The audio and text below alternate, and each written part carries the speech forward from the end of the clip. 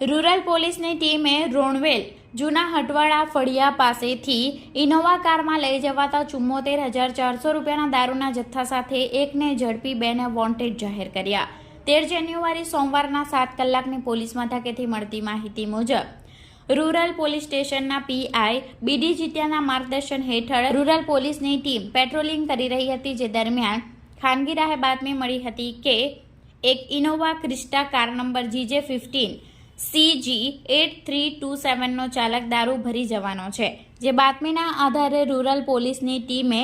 રોણવેલ ગામ જૂના હટવાડા ફળિયા નવેરાથી ભોમાપારડી તરફ જતા રોડ ઉપર વોચ ગોઠવી કારને ઝડપી પાડી હતી।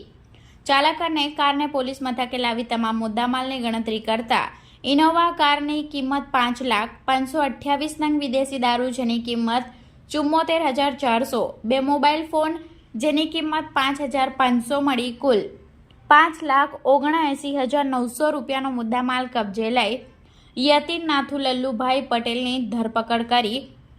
દારૂ ભરાવનાર અને મંગાવનારને વોન્ટેડ જાહેર કરી પ્રોહિબિશન અંગે રૂરલ પોલીસ મથકે ફરિયાદ દાખલ કરી હતી।